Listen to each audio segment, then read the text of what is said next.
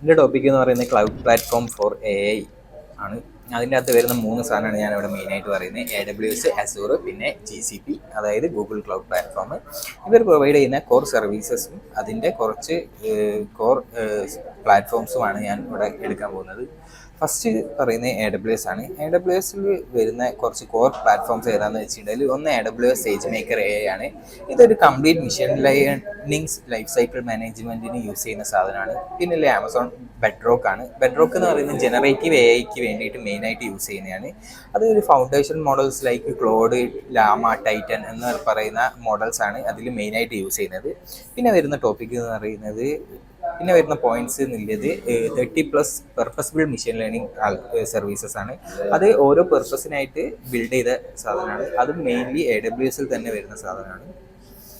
പിന്നെ അതിൻ്റെ key AI services അതിൽ വരുന്നത് അതിൻ്റെ വിഷനാണ്. വിഷൻ എന്ന് പറയുന്നത് ഇമേജ് റെക്കഗ്നിഷൻ, വീഡിയോ അനാലിസിസ്, അങ്ങനെയുള്ള കാര്യങ്ങളാണ്. പിന്നെ ലാംഗ്വേജ് ആണ്, അതായത് NLP, natural language processing, multi language translation, അങ്ങനത്തെ കാര്യങ്ങൾക്കാണ്. പിന്നെ സ്പീച്ചിൽ വരുന്ന പോളി എന്ന് പറയുന്ന സാധനമാണ്. അത് ടെക്സ്റ്റ് ടു സ്പീച്ച് വേണ്ടി യൂസ് ചെയ്യുന്നതാണ്. പിന്നെ ട്രാൻസ്ക്രൈബ് ചെയ്യാൻ വേണ്ടിയിട്ട്, സ്പീച്ച് ടു ടെക്സ്റ്റിലേക്ക് മാറ്റാൻ വേണ്ടിയിട്ട്. പിന്നെ conversational, chat bot, videos, voice assistant, അങ്ങനെയുള്ളവർക്കൊക്കെ വേണ്ടിയിട്ടുള്ളതാണ്.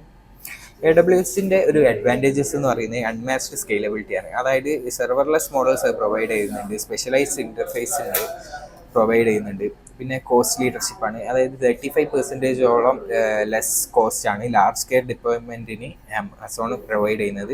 ലാർജ് സ്കെയിൽ ഡിപ്ലോയ്മെൻറ്റ് ചെയ്യുന്ന ടൈമിൽ കമ്പാരേറ്റീവ്ലി ബാക്കിയുള്ളതിന് കമ്പയർ ചെയ്തിട്ട് 35% ലെസ് കോസ്റ്റ് ആണ് ഇതിലുള്ളത്. പിന്നെ എക്കോസിസ്റ്റം ഇൻറ്റഗ്രേഷൻ ആണ്, അതായത് ആമസോണിൻ്റെ AWSലുള്ള 200+ സർവീസസുമായിട്ട് ഇതിൽ ഇൻറ്റഗ്രേറ്റ് ചെയ്യാൻ പറ്റും.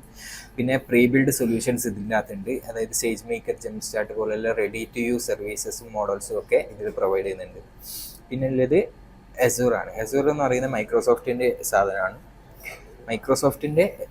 പിന്നെ ഉള്ളത് Azure ആണ്. Azure എന്ന് പറയുന്ന മൈക്രോസോഫ്റ്റിൻ്റെ ഒരു AI എക്കോസിസ്റ്റമാണ്. ഇതിൻ്റെ അകത്ത് കോർ പ്ലാറ്റ്ഫോംസ് എന്ന് പറയുന്നത് Azure AI ഫൗണ്ടറി ആണ്. അതൊരു സെൻട്രലൈസ്ഡ് ജനറേറ്റീവ് AI ഹബ്ബാണ്. പിന്നെ Azure മെഷീൻ ലേണിംഗ് ആണ്. അത് എൻ്റർപ്രൈസിന് വേണ്ടിയിട്ട് യൂസ് ചെയ്യുന്ന മെഷീൻ ലേണിംഗ് ആണ്. പിന്നെ Azure OpenAI സർവീസാണ്. അതിൻ്റെ പ്രത്യേകത എന്ന് വെച്ചിട്ടുണ്ടെങ്കിൽ OpenAIൻ്റെ എക്സ്ക്ലൂസീവ് മോഡൽസ് എല്ലാം ഇതിൽ അവൈലബിൾ ആയിട്ട് വേഗം കിട്ടും. അതായത് GPT-4, GPT-5, DALL-E, image recognition, image ജനറേഷന് വേണ്ടി യൂസ് ചെയ്യുന്ന DALL-E, അതൊക്കെ.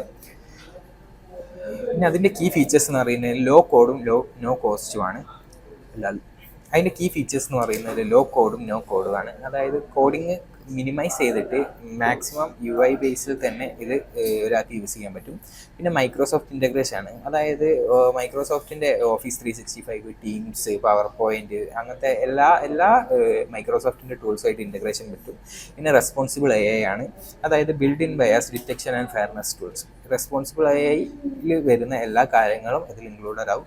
ഇതിൻ്റെ മെയിൻ എവിടെയാണ് യൂസ് ചെയ്യുന്നതെന്ന് വെച്ചിട്ടുണ്ടെങ്കിൽ സ്ട്രോങ് ഗവർണൻസ് ആവശ്യമില്ല സ്ഥലത്തൊക്കെയാണ്. അതായത് compliance with tools with regulated industry, government, medical field, അങ്ങനെ റെഗുലേറ്റഡ് ആയിട്ടുള്ള ഇൻഡസ്ട്രിയിലൊക്കെയാണ് മെയിനായിട്ട് യൂസ് ചെയ്യുന്നത്.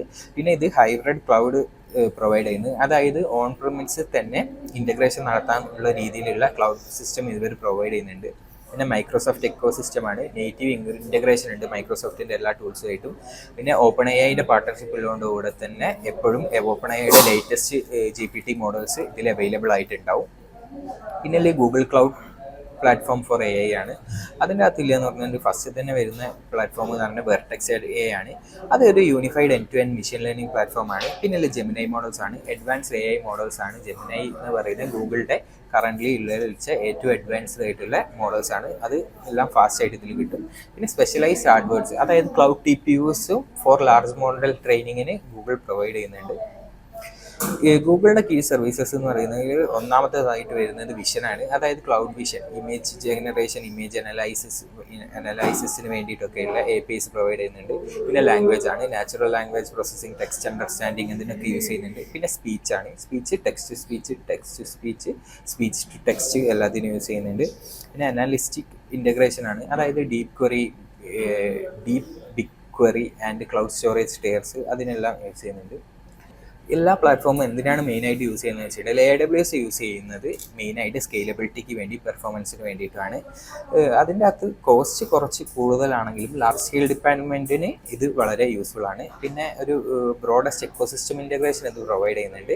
പിന്നെ building complex and multi survive AI പ്ലാറ്റ്ഫോമിന് ആപ്ലിക്കേഷൻസിന് ഇത് വെരി ബെനിഫിറ്റ് ആണ്. പിന്നെ Azure എന്തിനാണ് യൂസ് ചെയ്യുന്നതെന്ന് വെച്ചിട്ടുണ്ടെങ്കിൽ ഓപ്പറേറ്റിംഗ് ഇൻ റെഗുലേറ്റഡ് ഇൻഡസ്ട്രി, അതായത് ഹോസ്പിറ്റൽസ്, ഗവൺമെൻറ് ഫെസിലിറ്റീസ്, അങ്ങനെ റെഗുലേറ്റഡ് ഇൻഡസ്ട്രീസിലൊക്കെ യൂസ് ചെയ്യാൻ വേണ്ടിയിട്ട് Azure ആയിരിക്കും ബെറ്റർ ആയിട്ടുണ്ടാവുക.